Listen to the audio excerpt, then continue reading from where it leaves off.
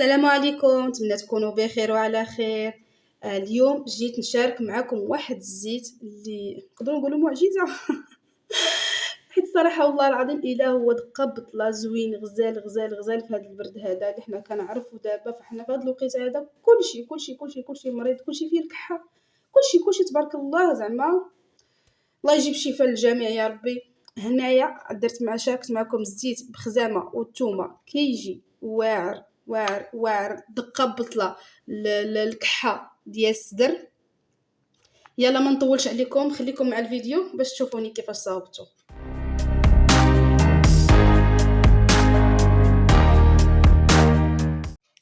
كناخذوا هنايا كاس ديال الزيت البلديه. انا شديته هنا درتو في كاسرونه.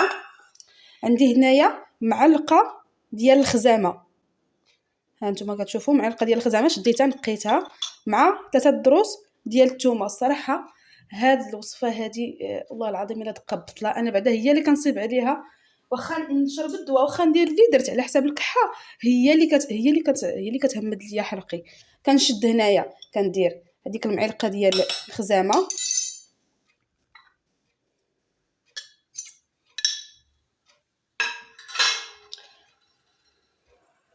كنشد هذوك الدروس ديال الثومه هكا تنمعسهم ولا تنبجغهم بهذا بالموس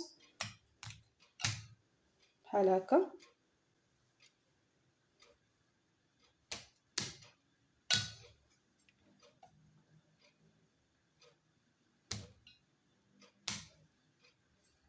صافي دابا تندوزو تنشعلوا البوطه، كنديروها العافيه مهيله عرفتي بحال الشمعه، وتنخليو هاد الزيت هذا حتى كتبدا تبقبق هكا، ماشي كتبقبق، كتبدا دير ديك تك تك تك تك بحال بغات تبدا. راكم عارفين الزيت ملي كتبدا تسخن هي ماشي غادي نطيبوها، هي راه غير غادي نسخنوا الزيت باش يطلق في وسط منا داك الخزامه والثومه. صافي انا غنردها فوق البوطه ومن بعد نعاود نوريكم كيفاش ديك المرحله اللي بغينا نوصلوا ليها. ها هي انا رديتها فوق البوطه، شوفوا العافيه راه بحال الشماعه. شوف ناقصه البوطه، ناقصه بزاف البوطه باش يلاه كيطلق لينا داك الزيت داك. ها نتوما شوفوا راه بدا شي شويه، شتو الجناب بدا داك تيسخن لينا الزيت. احنا راه ما غاديش نقليو كما كنقولوا، لا غاديش اللي غيشوف زعما الحراره تقول لا ما خاصناش نسخنوا الزيت البلديه، هذه ما تتوصلش ديك درجه الحراره العاليه عاليه بزاف. ها شوفوا انا كنحط يدي فوق الكاسرونه باقا ما سخناتش، شتو غير غتسخن لينا غير الزيت. ها نتوما شوفوا الثومه ما تتبانش، ها هي شويه، شتو بحال بغات تطبخ شي شويه، ولكن غنخليوها على عافيه مهيله مره تنحركو.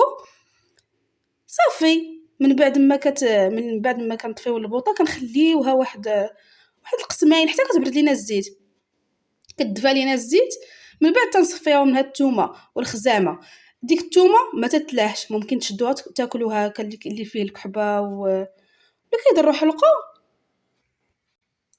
اللي كيضروا حلقو وهكا كيشدها تياكلها. ولا انا بحال دابا انا ولدي هذا فيه الكحه غادي نديرها له مع البيض، غادي نشدها غادي نمعسها هكا شويه مع زويته بلديه. عاد ديك الساعه غادي نلوحلو عليها البيض. صافي انا غنخليها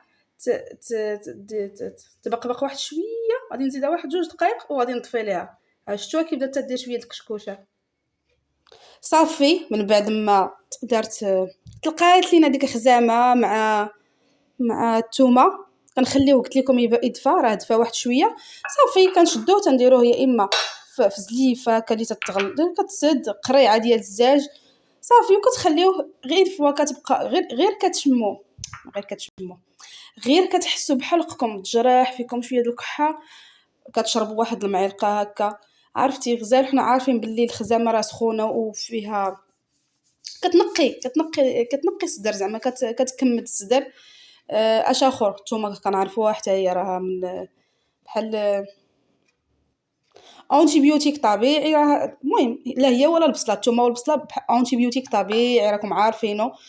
صافي انا غادي نصفيها ونديرها في القرعه ديالي. وقت ما حسيتو بالكحه كيف قلت لكم حلقكم المجروح، خصوصا ملي كتكون ديك الكحه ناشفه، هذه راه دقه بطله اقسم بالله، زعما هذه عن تجربه.